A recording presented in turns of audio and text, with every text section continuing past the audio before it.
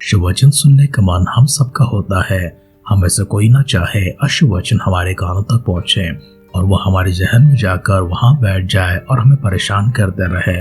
हम सब चाहते हैं अच्छे संदेश, अच्छे अच्छे शब्द जब भी सुने हमारे कानों में पड़ते जाएं। लेकिन क्या इसे ऐसा करने के लिए, ऐसा सुनने के लिए झूठ को कभी सच के रूप में बदलना पड़े और संभव होता हुआ सच झूठ के रूप में बदलना पड़े?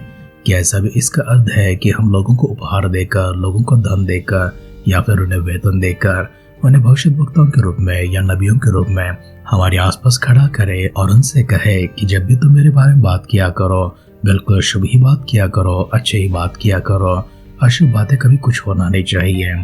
चाहे तुम्हें अदृश्य लोक में उस स्वर्ग के उस अधिकारी, उस परमेश्वर की यहाँ से सही वचन भी मिले, लेकिन मेरे पास जो पहुंचाओगे उसे उसी प्रकार से ना पहुंचाना। अगर ऐसा पहुंचाते हो तो मुझे दुख होगा, मुझे खेद होगा। इसलिए मैं चाहता हूँ कि तुम इन उपहारों को ले लो, तुम इस वेतन को लो और मेरे लिए इस प्रकार की भविष्यवाणी करो। हमारे कानों को ऐसे सुनवाने के लिए क्या इस प्रकार से करना ये जायज होता है, ये सही होता है? और अगर होता भी है तो परमेश्वर के मुंह से निकली हुई एक भविष्यवाणी कैसे वो ना हो सकती है? परमेश्वर ने जो चाहा कि करे, कैसे वो बिना संभव हुए हो सकता है? क्या परमेश्वर की विधिया, परमेश्वर के शब्दों की कोई मायने नहीं है, कोई महत्व नहीं है? हमारे अध्ययन में हम आगे बढ़ते हैं।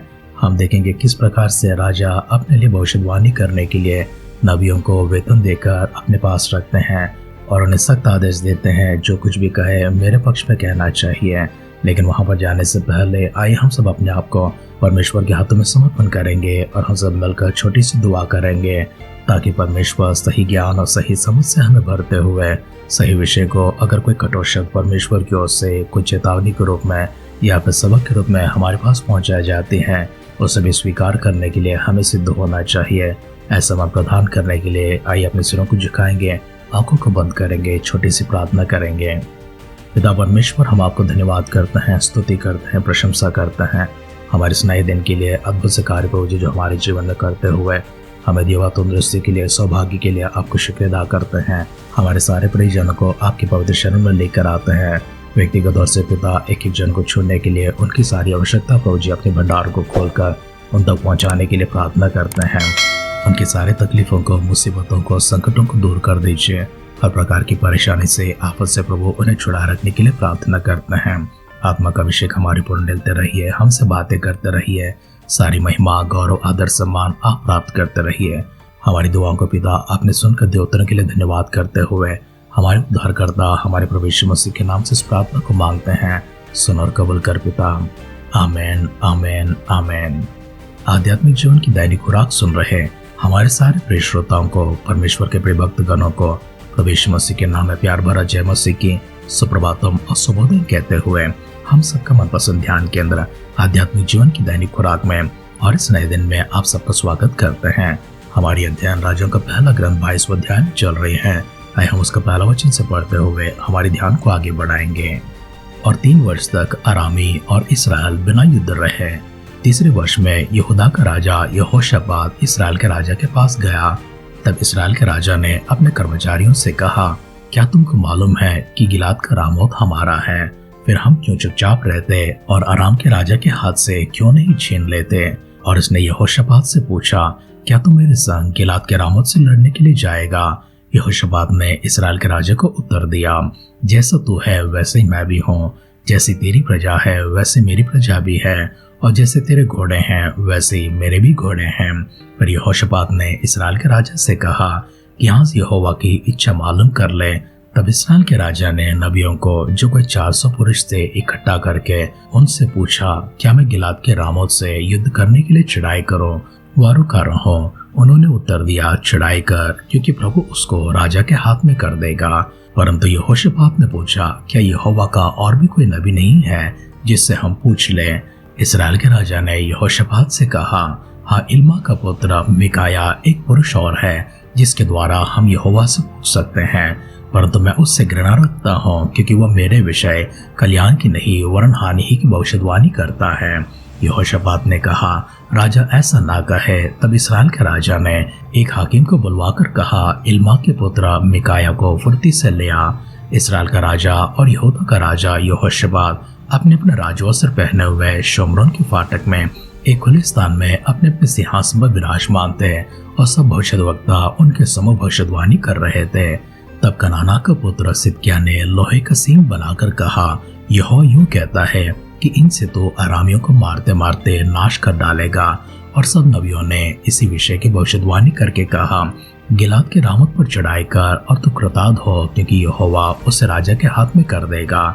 और जो दूत मिकाया को बुलाने को गया था, उसने उससे कहा, सुन, भविष्यद्वक्ता एक ही मुंह से राजा के विषय शुभ वचन कहते हैं और तेरी बातें उनकी सी हो तो भी शुभ वचन कहना। मिकाया ने कहा, यहोवा के जीवन की शपथ, जो कोई यहोवा मुझसे कहे वही मैं कहूँगा। जब वह राजा के पास आया तब राजा ने उससे पूछा, हे मिकाया, क्या गिलाद के नामों से युद्ध करने के लिए हम चढ़ाई करें व रुके रहें? उसने उसको उत्तर दिया, हाँ, चढ़ाई कर और तू कृतार्थ हो और यहोवा उसको राजा के हाथ में कर दे। राजा ने उससे कहा, मुझे कितनी बार तुझे शपथ धरवा कर चिताना होगा कि तू यहोवा का स्मरण करके मुझसे सच ही कहा।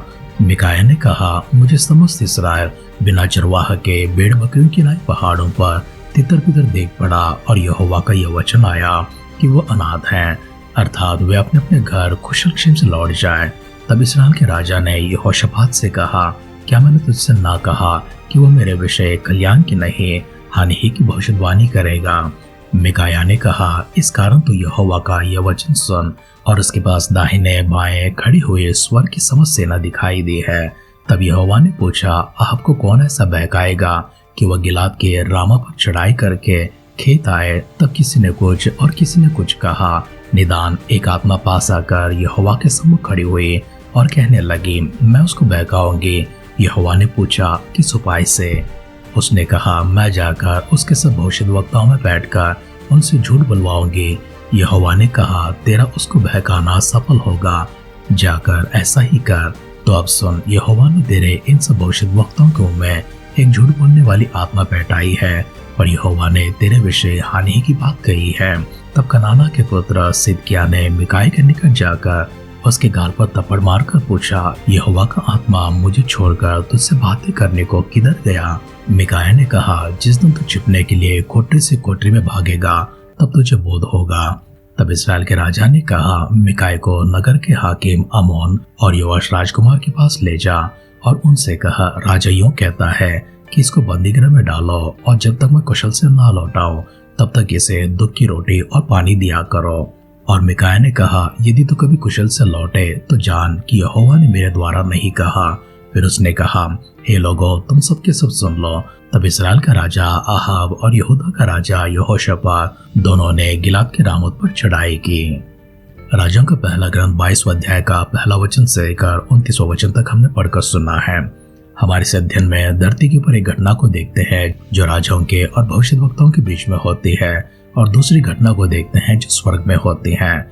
लेकिन स्वर्ग में होती हुई घटना सबसे पहली होती है, उसके बाद में धरती पर होती है, क्योंकि जो कुछ भी धरती पर जगह लेती है वो सब स्वर्ग में पहले तय होता है और उसी के बाद धरती के ऊपर जगह लेते हैं। मिकाया ने स्वर्ग खुला हुआ और परमेश्वर के दाहिने बाएं सभी लोग इकट्ठे खड़े हुए और कई सारी आत्मा वहां पर परमेश्वर के सम्मुख खड़े हुए उससे नजर आए थे और परमेश्वर उनके साथ चर्चा कर रहे थे। चर्चा का विषय यह था कि यहाँ को कौन बहकाएगा कि वो युद्ध के लिए तैयार होकर जाए, क्योंकि अब तक तो 3 वर्ष बीत चुके हैं। 3 वर्ष से इसराइल का और आराम का कोई युद्ध हुआ नहीं है, परंतु इससे पहले जो भविष्यवाणी की गई थी आहाब की अंत होने वाली है, उसे पूरा करने का समय आ चुका है। तब परमेश्वर ने पूछा, कौन उसे बहकाएगा? किसी ने ऐसा कहा, किसी ने वैसा कहा, लेकिन उनके बीच में से एक आत्मा परमेश्वर के सामने आकर खड़ी हो गई और वह कहने लगी, मैं जाकर इस कार्य को सफल करूंगी। परमेश्वर ने उससे पूछा, तो कैसे करेगी? उसने कहा, मैं जाकर उसके सब भविष्यद्वक्ताओं में बैठकर उनसे झूठ बुलवाऊंगी।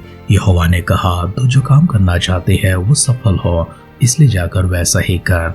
अब दूसरी घटना की ओर हम आते हैं जो आरंभ में घटती है। राजा यहोशापात यहूदा से आहाब से मिलने के लिए इसराइल को आता है, और जैसे दोनों आपस में बातें करने लगे तब राजा आहाब ने अपने कर्मचारियों से कहा, गिलाद जो रामोत के हाथ में है वास्तव में हमारा है, लेकिन हम क्यों कर चुप रहे और हम क्यों कर उसके हाथ से न छीन ले। तब यहोशापात से आहाब ने पूछा, क्या तू मेरे साथ में उसके विरुद्ध युद्ध लड़ने के लिए चलेगा? तब राजा यहोशापात ने कहा, जैसा तू है वैसा मैं भी हूँ, जैसे तेरी प्रजा है वैसे मेरी भी प्रजा है, जैसे तेरे घोड़े हैं वैसे मेरे भी घोड़े हैं। अर्थात जिस स्थिति में तू है उस स्थिति में मैं अपने आप को महसूस करता हूँ और मैं तेरा साथ देने के लिए, तेरे साथ युद्ध करने के लिए चलूंगा। लेकिन इससे पहले हम परमेश्वर से पूछ लेते हैं परमेश्वर क्या कहते हैं, कि हम चढ़ाई करने के लिए जाएं या फिर रुक जाएं। तब राजा अहाब ने अपने सब भविष्यद्वक्ताओं को इकट्ठा करवाया, जो कोई 400 पुरुष थे। तब सब लोगों ने एक आवाज में कहा, राजा चढ़ाई कर और कृतार्थ हो, क्योंकि परमेश्वर उस राजा को तेरे हाथ में करने वाला है। सब लोगों ने एक ही आवाज में कहा।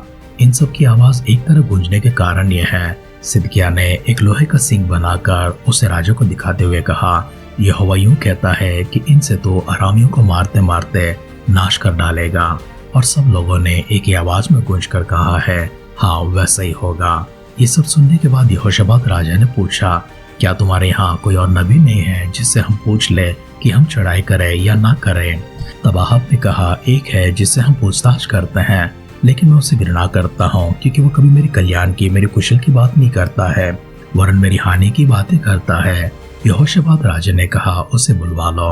और जो दूत उसे बुलाने के लिए गया था उसको कहता है, सब लोगों ने एक ही आवाज में कहा है और कुशल की बातें कही हैं कि राजा युद्ध के लिए चढ़ाई करने को जाए और परमेश्वर उससे जय देगा। तो भी वैसे ही कहना, तेरे मुंह से भी शुभ वचन निकले। लेकिन मिकायाह ने कहा, यहोवा के जीवन की शपथ, जो कोई यहोवा मुझसे कहेगा वही मैं कहूंगा, इसके सिवा कुछ ना करूंगा। उसे राजा के सामने ले आया गया था। उस समय राजा अहाब और राजा यहोशापात दोनों ही शोमरन के फाटक में एक खुले स्थान में अपने अपने सिंहासन पर विराजमान थे, और भविष्यद्वक्ता सब उसके समूह भविष्यवाणी कर रहे थे। मिकायाह को उसके सामने पेश किया गया, और मिकायाह से जैसा दूत ने कहा था वैसा ही मिकायाह ने कहा। इसे सुनने के बाद राजा अहाब क्रोधित हो गया और यहोशापात से कहने लगा, देख, मैंने तुझसे ना कहा था कि वो कुशल की बातें, कल्याण की बातें नहीं वरन हानि की बातें करता है। और मिकायाह से उसने कहा, मुझे कितनी बार शपथ धराकर तुझे चिताना होगा कि जो कुछ भी तू कहेगा यहोवा की ओर से पाकर मुझसे सच ही कहेगा। तब मिकायाह ने कहा, मैं तो इस्राएलियों को बिना चरवाह के भेड़ की तरह देख रहा हूँ। वे पहाड़ पर यहाँ वहाँ तितर बितर हो रहे हैं। अर्थात युद्ध के लिए चढ़ाई न करते हुए सब लोग कुशल से अपने अपने घर का लौट जाए। जैसे मिकायाह ने भविष्यवाणी की बातें कह के फिर उसके बाद स्वर्ग को खुला हुआ और परमेश्वर को देखा हुआ, और वो झूठ बोलने वाली आत्मा नीचे उतरा कर राजा के भविष्यद्वक्ताओं में बैठकर उनसे झूठ बुलवाना, ये कहने के बाद सिदकिय्याह, जिसने लोहे का सींग बनाकर राजा को कहा कि यहोवा ऐसा मारते मारते अरामियों को सत्यानाश कर डालेगा, वही नबी सिदकिय्याह मिकायाह के गाल पर थप्पड़ मारकर उससे पूछता है, यहोवा का आत्मा मुझे छोड़ तुझसे बातें करने को किधर गया? मिकायाह ने तब कहा, जिस दिन तू छुपने के लिए कोठरी से कोठरी में भागा करेगा तब तुझे बोध होगा। इसके बाद इसराइल का राजा अहाब ने मिकायाह को हाकिम आमोन और योआश राजकुमार के पास भेज दिया और ये कहला भेजा कि उसे बंदीगृह में डाल दो, और जब तक मैं कुशल से न लौटाऊं तब तक उसे दुख भरी रोटी और पानी दिया करना। मिकायाह ने उससे कहा, यदि तू कभी कुशल से लौटे तो जान कि यहोवा ने मेरा द्वारा नहीं किया। फिर उसने कहा, हे लोगों, तुम सब भी सुन लो। तब इसराइल का राजा अहाब और यहूदा का राजा यहोशापात दोनों गिलाद के रामोत पर चढ़ाई करने को निकले। आगे क्या होता है हमारी कल की ध्यान में देखेंगे। परमेश्वर की ओर से निकली वाणी क्या सच होती है, झूठ बोलने वाली उस आत्मा का काम क्या सफल होता है। यहोशापात और अहाब दोनों युद्ध में सफल होते हैं, वापस लौट आते हैं। मिकायाह जीवित रहता है या फिर मर जाता है। शेष बातों को कल के ध्यान में देखेंगे। लेकिन आइए अपने आप को परमेश्वर के हाथों में समर्पण करते हुए उनकी ओर से जो भी वाणी आती है उसे विश्वास से स्वीकार करने के लिए, यदि कठिन हो कठोर हो तो भी उसे मानने के लिए, अपने मनों को सिद्ध करने के लिए छोटी सी प्रार्थना करेंगे। पिता परमेश्वर, धन्यवाद करते हैं, स्तुति करते हैं, आभार मन के साथ में फिर से एक बार इन सारे वचनों के लिए आपको शुक्र अदा करते हैं। इन वचनों के आधार पर प्रभु हमारे जीवन हो सके, हम निरंतर परमेश्वर आपके वचन को मानकर उसके आधार पर चलने वाले, चाहे वो आसान हो, कठिन हो, कठोर क्यों ना हो, हमें प्रभु कभी दुख देता हो, कभी चेतावनी देता हो, या फिर प्रभु जी हमें चिताता ही क्यों ना हो, उस समय परमेश्वर से स्वीकार करते हुए उसके अधीन समर्पित होने के लिए हमारे मनों को सिद्ध कीजिए। इस प्रकार चलने के लिए आत्मा का अभिषेक हमारे पर ढलते रहिए।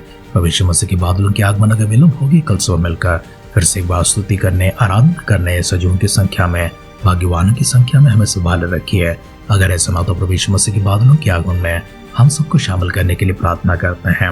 दुआओं को सुनकर पिता अपने देवोत्तरों के लिए धन्यवाद करते हुए हमारे उद्धारकर्ता हमारे प्रभु यीशु मसीह के नाम से इस प्रार्थना को मांगते हैं। सुन और कबूल कर पिता। आमेन, आमेन, आमेन। सच्चाई की राहों पर परमेश्वर आपको चलाना चाहते हैं क्योंकि वे भले राह होते हैं। झूठ के राह हमेशा धोखे के होते हैं, नुकसान के होते हैं, घात के होते हैं। इसलिए परमेश्वर नहीं चाहते हैं कि हम झूठ का सहारा लें और इस प्रकार चलते रहें। परमेश्वर की सही राह पर चलने के लिए, सही समझ को पाने के लिए पवित्र आत्मा का अभिषेक निरंतर आपके ऊपर बरकरार होती रहे। हमारी इस दुआ और कामना के साथ आज के ध्यान पर समाप्त करते हैं। आप सुनते रहिए, सुनाते रहिए आध्यात्मिक जीवन की दैनिक खुराक। कल फिर मिलेंगे। अपना ख्याल रखिए, अपनों का ख्याल रखिए, दूसरों का भी ख्याल रखिए। God bless you.